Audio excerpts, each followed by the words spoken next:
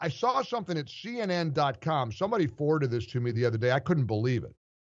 CNN.com, big extensive article about Florida booming right now.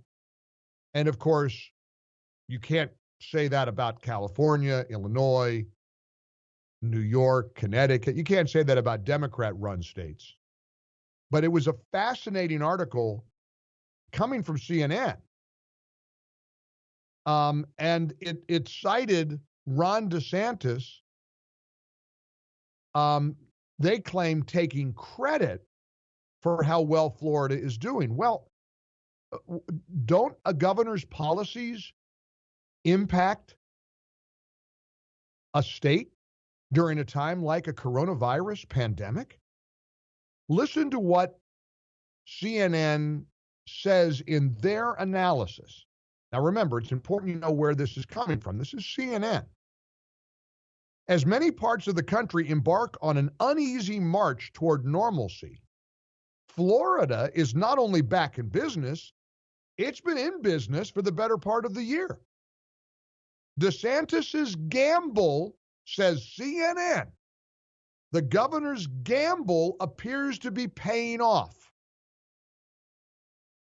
as other governors capturing attention in the opening phase of the pandemic now face steeper challenges. So even CNN is acknowledging, despite far less rules, restrictions, requirements, Florida, well, they're right in the middle of the country in terms of data on a variety of coronavirus metrics.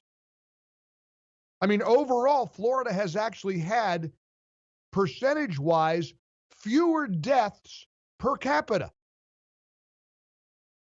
I mean, 32,000 Floridians have had a COVID-attributed death, and that puts Florida as 24th in the nation.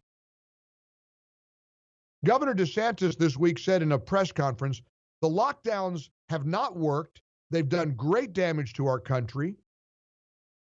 We've had more success as a result. Now, this is a young guy. You know, Ron DeSantis is 42 years old. He's the youngest governor in America. And he is absolutely standing out, according to CNN, standing out among his peers and seizing upon what he and his supporters believe is a vindication for their policies. How else do you describe it? I've been in Florida for the better part of the whole year that we've been suffering through this pandemic. People, friends of mine in places like California and New York, are stunned at how normal life is here in Florida and how normal life has been all year. Now, big tech doesn't want to talk about this. They don't want you to have this conversation. That's why I'm honored to be able to welcome you in again to the ReliefFactor.com studios, and we can talk freely about these kinds of things. Because this governor, I'm telling you, Ron DeSantis is special. There's something very, very exciting about Ron DeSantis emerging as a national figure. And that's why Democrat PACs and activists are now targeting him for defeat, because they know how successful he's been. And it's not just on an issue like coronavirus and the lockdowns. Listen to what he said about the curriculum for education in the state of Florida, because there is a garbage ideology that America is expected to adhere to. It's called critical race theory. You know what that's all about. You've probably been reading about it, hearing about it. It emerged and was energized by a New York Times massive endeavor called the 1619 Project. And critical race theory is an ideology that believes not that this is a great country that has made mistakes and we always strive to do better. Critical race theory teaches that racism is embedded in the foundation of America. We are a racist nation. Now, you know how the left feels about that, and you've heard prominent leftists ascribe to that belief. We're a bad nation. Look at what happened in Atlanta. This evil cowardice act that resulted in these shattered lives, all these people shot dead. And because this evil lunatic evidently had some kind of alleged sex addiction and he was mad at massage parlors, he started shooting up and killing people in massage parlors. You understand, even though the majority of victims were the Asian women working in the massage parlors, there was a white woman getting a massage with her husband, a couples massage therapy. She was shot dead. There was a white guy. I think there was a black middle-aged man who was shot. But see, none of that mattered to the frenzied media. That had to be a hate crime targeting Asian Americans because we're a racist nation. If you accept that we're a racist nation, that premise, then of course, if this monster who went and started shooting up massage parlors was doing so, he was doing so only because there were Asian women who worked there. And that rush to judgment happened before there was any revelation by the police, by the prosecutors. Nobody fully knows why this sick, twisted, evil person did what he did. What the police are saying is, he didn't say that race had anything or ethnicity had anything to do with it. He's mad at massage parlors because they tempted him, and he wanted to eliminate the temptation. So in his twisted, evil mind, evidently, he went and started killing people at massage parlors. Not just the women working there, but people getting massages, including white victims.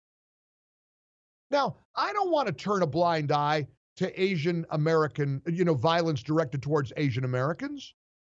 If there are people, ignorant bigots in America who blame Asians for coronavirus, that needs to be called out. That should be condemned. That's wrong. Obviously, people know that's wrong. But there are actually marches evidently taking place now around the country on behalf of Asian Americans because of this mass killing in Atlanta. What are you marching about? Why did the guy do what he did? Well, we don't really know yet, but we think it's because the guy hated Asians. You think? Do you know? Do you have any knowledge? Crowds gathered in California, Pennsylvania, Washington, New York City, and Washington State after this guy was charged with killing 8 people. Activists gathered in solidarity with the Asian American community in Philadelphia, in the Chinatown area of D.C. John Chin, executive director of the Philadelphia Chinatown Development Corporation, told reporters there's a sentiment and a fear and anxiety that could have happened to anybody here because when we look at the news, there's no rhyme or reason. There's a lot of fear. And again, why does the killings, the murders of these innocent people instinctively make people convinced that it was an anti-Asian act of hatred and bigotry? Well, this is why the left wants to teach kids about critical race theory. This is why critical race theory is being advanced in the boardrooms, in communities like San Diego. Earlier this year, government employees in San Diego County in California were forced to take part in critical race theory training.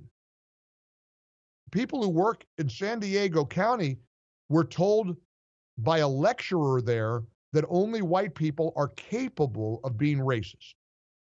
That's the kind of garbage nonsense that stems from critical race theory. Well, listen to what this Florida governor, Ron DeSantis, had to say about critical race theory in Florida's classrooms. Florida civics curriculum will incorporate foundational concepts with the best materials, and it will expressly exclude unsanctioned narratives like critical race theory and other unsubstantiated theories.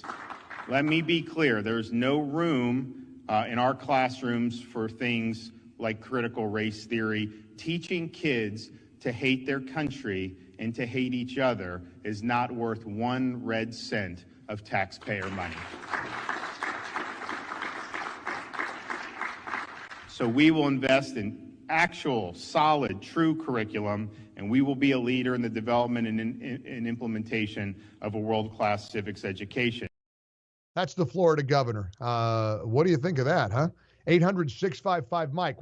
Let's talk a little bit about not only the success of states like Florida during coronavirus, but the popularity of somebody like Ron DeSantis and how Democrats are actually fearful of him.